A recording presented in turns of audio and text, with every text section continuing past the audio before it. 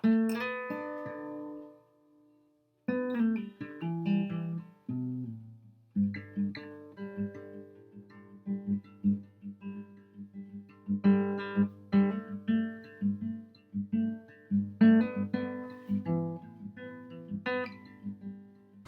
up, y'all? How's it going? Miss Vaughn here, finally back after a long hiatus. So for the next 5 weeks, the last few weeks of school here, I'm gonna put together some videos.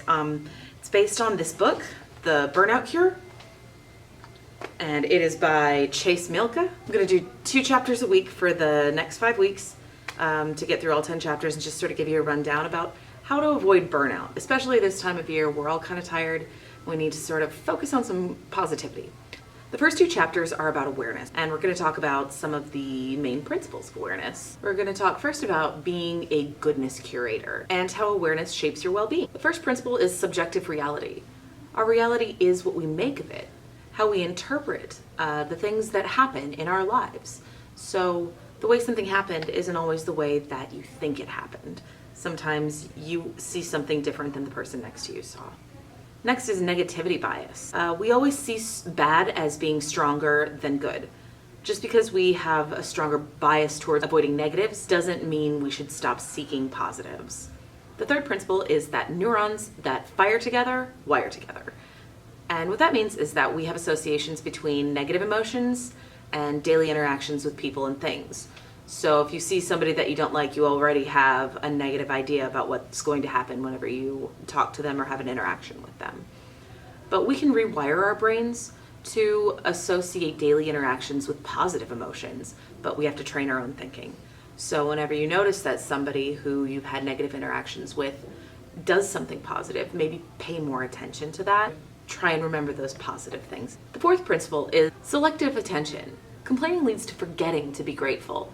Focusing on problems instead of potential. Maybe as we're going through the next few weeks, we can start focusing on the positives, and that will have a compounding effect on our well-being. The last principle is changing memories. So this sounds crazy, but our memories actually change each time we remember them. So deciding to focus on positives helps us to remember the best stuff. They've done research on how your memories change. And if you think you know something, every time you remember it a little bit differently. So maybe what you thought you were so certain of might not actually even been true. The next thing you can do is start building a collection of good things. One way that you can do that is by building a peak end ritual. And basically what that means is that you give something positive to focus on at the end of every day. Another thing that you can do to sort of give yourself a jump is remember every day what was your win of the day. Another great thing that you can do is write down a specific goal that you have for tomorrow. And the last way that you can cultivate some goodness is by writing a note to a friend, a family member, maybe a teacher, and reminding them that they're doing great too. The second chapter on awareness is about being mindful. That just means being where your feet are. Researchers believe that we may be wandering in our minds up to half the time that we're awake. And it's detrimental to spend all this time thinking about what happened in the past or what's going to happen in the future. It's detrimental because we're not taking in this moment and cultivating positivity. Dividing your attention also leads to more mistakes. Okay, we're going to do a little experiment. You're going to set a timer on your phone for just 2 minutes. During that 2 minutes, you're going to make your mind just completely blank. Focus on the breath going in, the breath going out. So go ahead. I'll pause for a second while you pause the video.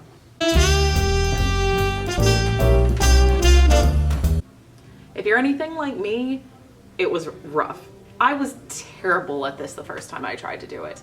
Every single thought that I was trying to blank out just kept flooding back and flooding back. And your first thought might be, well, I'm really terrible at this. This isn't for me. But let's say you're just trying to get into shape, right? And you go jogging and you're terrible at it and you're winded after 20 seconds.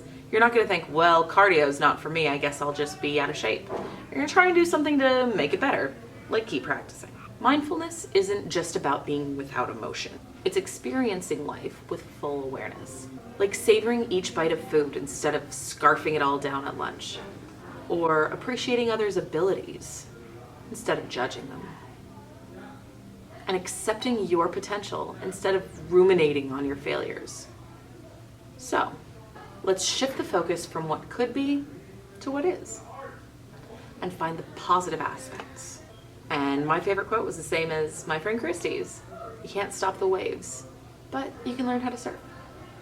Thanks for watching. If you like this video, hit like and subscribe, and I'll be back next week with the next 2 chapters.